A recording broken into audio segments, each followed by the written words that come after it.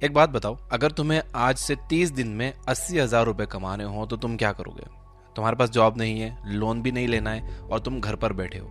ज्यादातर लोग कहेंगे कि भाई पॉसिबल नहीं है, लेकिन एक आदमी ने 1930 में, जब पूरी दुनिया में ग्रेट डिप्रेशन था, लोगों के पास खाने के पैसे नहीं थे, तब एक किताब लिखी थी। उस किताब का नाम था 1000 वेज टू मेक $1000। और उस किताब में उसने एक ऐसी बात कही जो आज भी उतनी ही सच है कि पैसा कमाना कोई लक का खेल नहीं है, यह एक स्किल है और हर स्किल सीखी जा सकती है। आज इस वीडियो में मैं तुम्हें उस किताब के 6 ऐसे पावरफुल टेक्निक्स बताऊंगा जिनसे तुम समझोगे कि पैसा कैसे बनता है, आइडिया कहां से आता है और शुरुआत कैसे होती है। और सबसे अच्छी बात, इन्हें तुम आज से ही यूज कर सकते हो। तो वीडियो को एंड तक देखो, क्योंकि जो 6 टेक्निक है सबसे डेंजरस है। एक बार समझ गए तो पैसों के बारे में सोचने का तरीका तुम्हारा हमेशा के लिए बदल जाएगा। तो बिना किसी डिले के डायरेक्ट आते हैं काम की बात पर। नंबर 1, हर प्रॉब्लम में एक बिजनेस है। देखो, सबसे पहली और सबसे फंडामेंटल बात यह है कि जहां प्रॉब्लम है वहां बिजनेस है, वहां पैसा है। सिंपल लगता है, राइट? लेकिन हम लोग प्रॉब्लम देखते हैं और क्या करते हैं? कंप्लेन करते हैं। जबकि एक स्मार्ट इंसान प्रॉब्लम देखता है और पूछता है कि इसे कौन फिक्स करवाना चाहेगा और क्या वो उसके लिए पे करेगा। एग्जाम्पल के लिए, तुम्हारे मोहल्ले में हर दूसरे घर में बुजुर्ग हैं जिन्हें स्मार्टफोन यूज करना नहीं आता, उनके बच्चे बाहर हैं। अब ये एक प्रॉब्लम है और ये एक बिजनेस भी है। तुम हफ्ते में 2 घंटे जाकर उन्हें व्हाट्सएप वीडियो कॉल, यूपीआई और एआई सिखाओ और मंथली 500 रुपए लो, यानी कि 10 घर से 5,000 रुपए बिना किसी इन्वेस्टमेंट के। रॉन्ग अप्रोच ये होगी कि यार इन लोगों को कुछ नहीं आता, खुद सीखते क्यों नहीं। राइट अप्रोच ये है कि इनकी प्रॉब्लम रियल है, मैं इसे सॉल्व कर सकता हूँ।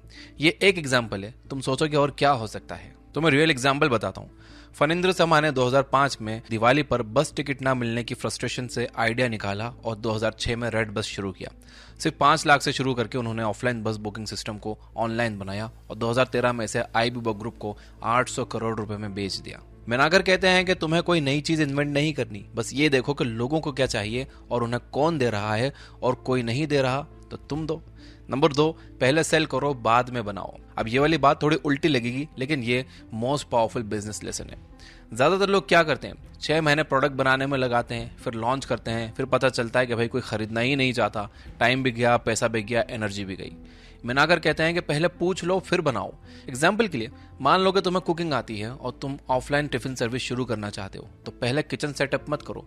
पहले अपने 10 दोस्तों और पड़ोसियों को मैसेज करो कि भाई अगर मैं घर का खाना 100 रुपए में डेली डिलीवर करूं तो क्या तुम लोग लोगे? अगर 5 लोगों ने भी हाँ कह दिया ना, तो बिजनेस शुरू हो गया। अब किचन रेडी करो। गलत तरीका यह है कि पहले प्रोडक्ट बनाओ फिर बेचने की कोशिश करो, फेल हो जाओगे। सही तरीका यह है कि पहले कस्टमर ढूंढो, उनसे कमिटमेंट लो और फिर डिलीवर करो। यही लॉजिक है जिस पर आज बड़े बड़े स्टार्टअप्स चलते हैं, और मिनाकर ने यह 1930 में लिख दिया था, सोचो। नंबर 3, एक्सपर्टीज बेचो, टाइम नहीं। ये टेक्निक थोड़ी फिलोसॉफिकल है, लेकिन ध्यान से सुनो। जब तुम कोई जॉब करते हो तो तुम क्या बेच रहे हो? अपना टाइम, और टाइम लिमिटेड है, 24 घंटे। मतलब तुम्हारी अर्निंग की एक सीलिंग है। लेकिन जब तुम अपनी एक्सपर्टीज बेचते हो, अपना नॉलेज, अपने स्किल्स, तो वो टाइम से बाउंड नहीं होता।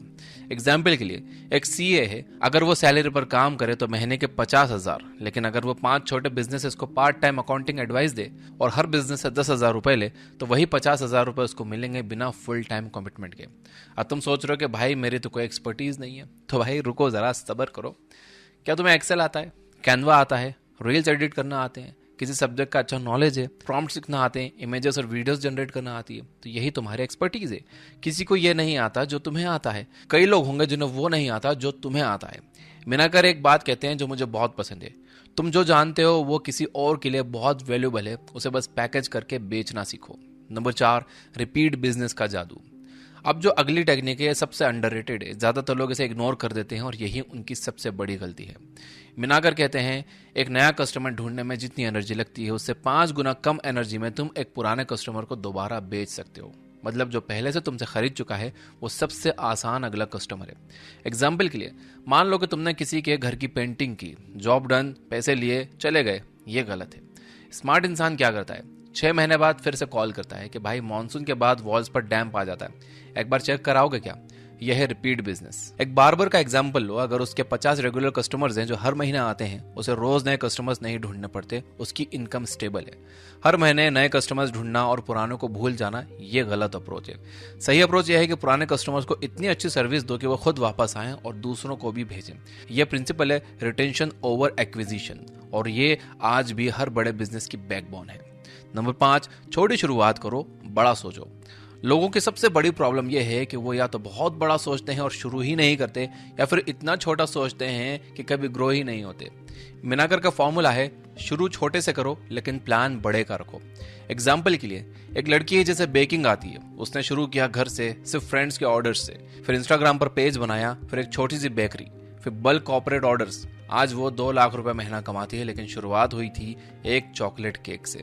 मिनाकर एक बहुत काम की बात कहते हैं कि बड़े बिजनेसेस की शुरुआत छोटे आइडियाज से होती है, लेकिन उन आइडियाज के पीछे एक बड़ी सोच होती है। अगर तुम शुरू से ही पूरा सेटअप, ऑफिस, स्टाफ, इन्वेस्टमेंट ये सब सोचने लगोगे तो शुरू ही नहीं करोगे। पहला स्टेप लो, बाकी रास्ता खुद दिखता है। क्या आप जानते हो मैकडॉनल्ड्स की शुरुआत कैसे हुई थी? एक छोटी सी रोड साइड बर्गर स्टॉल से, और आज 100 से ज्यादा देशों में है। तो अगली बार जब कोई तुम्हारा मजाक उड़ाए कि अरे यार ये क्या छोटा मोटा काम कर रहा है, तो बस मुस्कुराओ, क्योंकि तुम्हें पता है कि तुम्हें कहाँ जाना है। नंबर 6, वैल्यू क्रिएट करो, प्राइज मांगने की जरूरत नहीं पड़ेगी। ये आखिरी टेक्निक है और ये सबसे पावरफुल है, इसे ध्यान से सुनना। पैसे के पीछे भागने वाले लोग अक्सर पैसे से दूर रहते हैं, और जो लोग वैल्यू क्रिएट करने पर फोकस करते हैं, पैसा उनके पीछे आता है। ये फिलॉसफी लगती है, लेकिन इसका प्रैक्टिकल मीनिंग बहुत डीप है। मिनाकर कहते हैं, लोग पैसा उसे देते हैं जो उनकी जिंदगी आसान, बेहतर या ज्यादा कंफर्टेबल बनाता है। मतलब तुम्हारा काम ये नहीं है कि तुम लोगों से पैसे कैसे लो, तुम्हारा काम है कि उनकी लाइफ में इतनी वैल्यू ऐड करो कि वो खुद तुम्हें पैसा देना चाहें। एग्जाम्पल के लिए, एक फ्रीलांसर वीडियो एडिटर, उसके 2 टाइप्स हैं। पहला, वो बस वही करता है जो क्लाइंट बोलता है, एडिट करो, डिलीवर करो, डन। दूसरा, जो एडिट करने के साथ साथ ये भी बताता है कि भाई इस वीडियो की थंबनेल ये होनी चाहिए और ये रील 15 सेकंड के बजाय 30 सेकंड में ज्यादा परफॉर्म करेगी। अब बताओ कौन ज्यादा अर्न करेगा? दूसरा, क्योंकि वो सिर्फ सर्विस नहीं दे रहा, वो वैल्यू दे रहा है। एक और एग्जाम्पल लेते हैं। 2 दुकानदार 2 तरह के। पहला सामान बेचता है, कस्टमर चला जाता है। दूसरा, कस्टमर आया, उसने कुछ खरीदा, दुकानदार ने उसको बताया कि भाई ये प्रोडक्ट इस तरह से यूज करना ज्यादा काम आएगा। कस्टमर नेक्स्ट टाइम कहाँ जाएगा? उसी दुकान पर। यह है वैल्यू।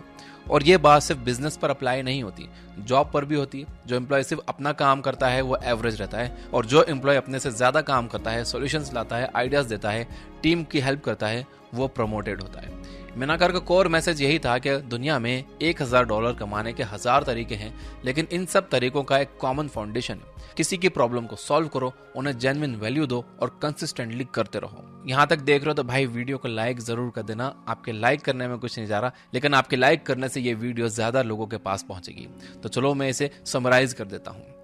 नंबर 1 था, प्रॉब्लम में बिजनेस देखो, जहां दर्द है वहां पैसा है। नंबर 2, पहले बेचो बाद में बनाओ, आइडिया वैलिडेट करो शुरू से। नंबर 3, टाइम नहीं एक्सपर्टीज बेचो, तुम्हारा नॉलेज किसी की जरूरत है। नंबर 4, रिपीट बिजनेस लाओ, पुराने कस्टमर सबसे ज्यादा वैल्यूएबल हैं। नंबर 5, छोटे से शुरू करो लेकिन बड़े का प्लान रखो। और नंबर 6, वैल्यू क्रिएट करो, पैसा ऑटोमेटिकली फॉलो करता है। अब एक आखिरी बात सुन लो।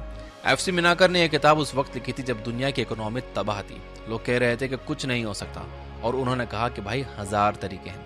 तुम्हारे सामने भी शायद चैलेंजेस हैं, जॉब नहीं है, इनकम कम है, डायरेक्शन नहीं दिख रही, वॉर्स चल रहे हैं, लेकिन याद रखो पैसे की कमी असल में आइडियाज की कमी नहीं है, यह एक्शन की कमी है। तुम्हारे पास अब 6 आइडियाज हैं, एक लो, आज शुरू करो, परफेक्ट टाइम का वेट मत करो।